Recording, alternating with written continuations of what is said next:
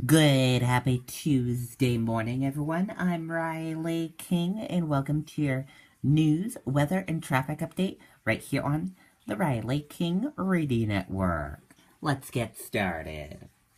First up, New Hampshire woman killed when 50-mile police pursuit in Maryland ends in crash. A man and woman from New Hampshire were killed when the stolen pickup truck they were in crashed in Maryland.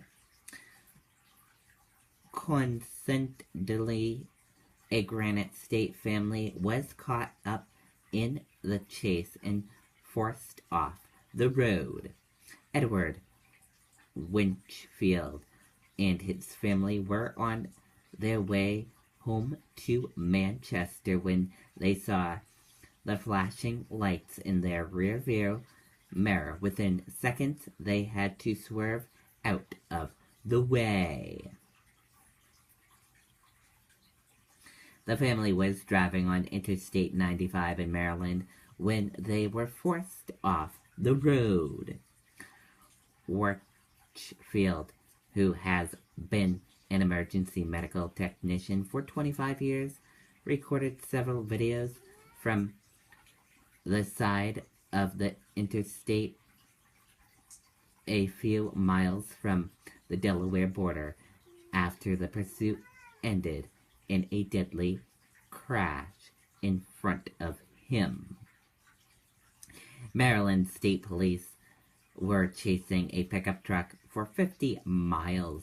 The truck was reported stolen from a driveway in Laconia last week. The man and woman in that pickup, Stephen Razals, 28 of Laconia, and Kala Pierce, 28 of Concord, were killed. Warchfield said he's still concerned about the dangerous situation created by a high-speed chase in heavy traffic and haunted by the deadly ending. Laconia police said they're actively investigating if the man and woman killed in the police pursuit are connected to any other incidents in Laconia.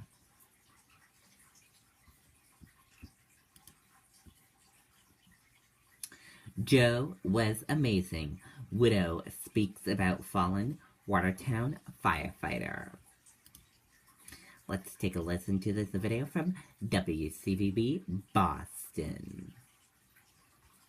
We are free. You get all these benefits and services free with no strings attached. To open yours, visit any Commerce Bank location or bankatcommerce.com.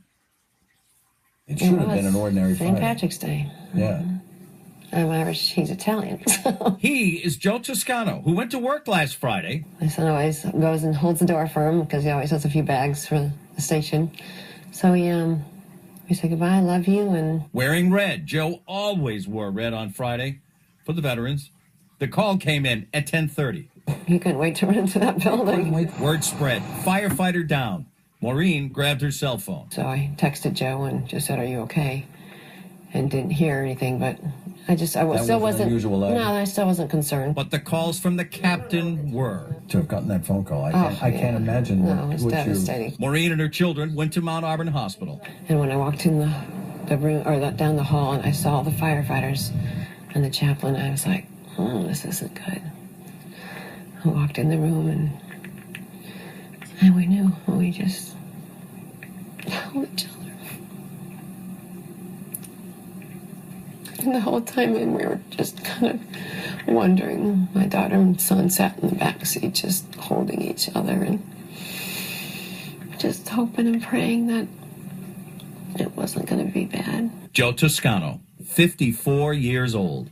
Tell me about Joe. Joe was amazing. He just great man. You may remember the day that Joe passed away. The fire department said that they were actually, he was a cook.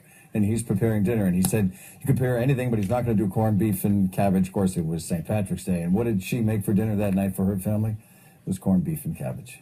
Memorial Fund has been set up to help firefighter Toscano's family. Information on how you can donate is up right now on our website, WCVB.com. It's also on the WCVB mobile app as well. And a wake will be held tomorrow, as we mentioned, at St. Mary's Church in Randolph. That's where Joe Toscano lived. The funeral will follow on Wednesday, St. Patrick Church in Watertown. Of course, Watertown is where he worked. The service begins at 11 in the morning, and we will stream it live on the web and our mobile app as well. Okay, and there you go on that report. Portland City Council rejects multi-million-dollar school bond. Let's take a listen to this video from WMTW News 8. Have an idea for your most prized possession? At Goldworks, we can bring the jewelry of your dreams to life. Find your future heirlooms at Goldworks, where Maine gets engaged. For love, for life, Goldworks, Center Street, Auburn.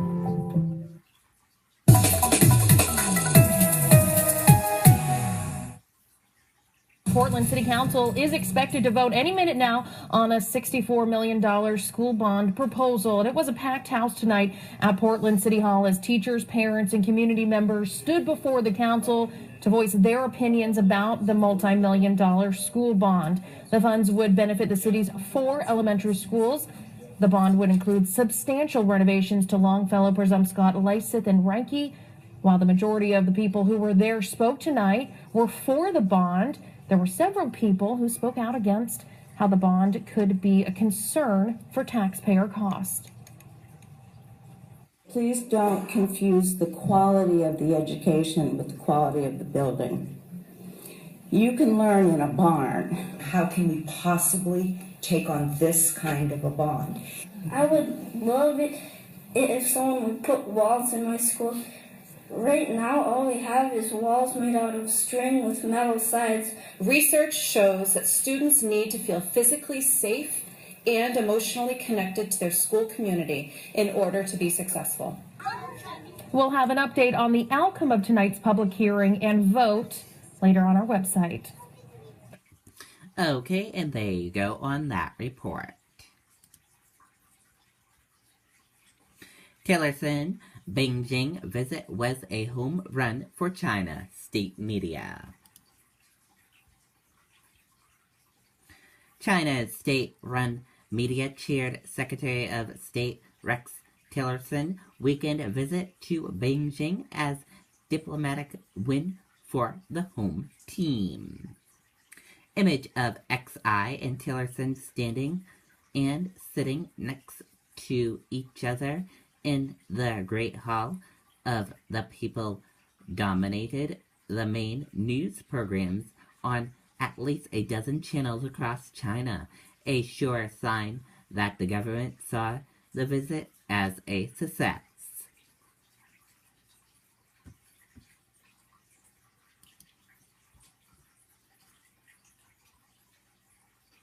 Trump sidesteps Russia inquiry at rally.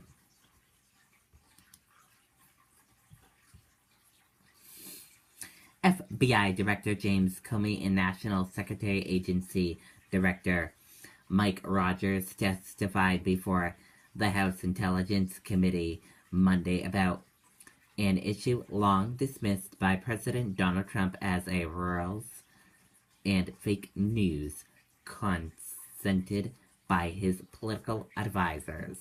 Russia meddling in 2016 presidential election alleged connections between Trump associates and the country.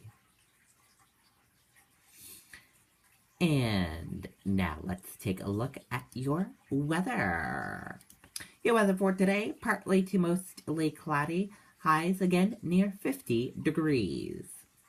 For tonight, clouds and a passing shower of rain or snow possible, lows in the 20s. Now let's take a look at your traffic. And here's a quick look at your traffic maps. Your traffic right now, we're seeing a lot of green roadways, and we have a few little tiny yellow areas and a tiny red area as well. Otherwise, your traffic is moving good on your Tuesday morning. No major problems on the roadways. And that does it for your news, weather, and traffic update right here on the Riley King Radio Network. I hope you all have a great rest of your Tuesday. See you back here later on today. Bye, everyone.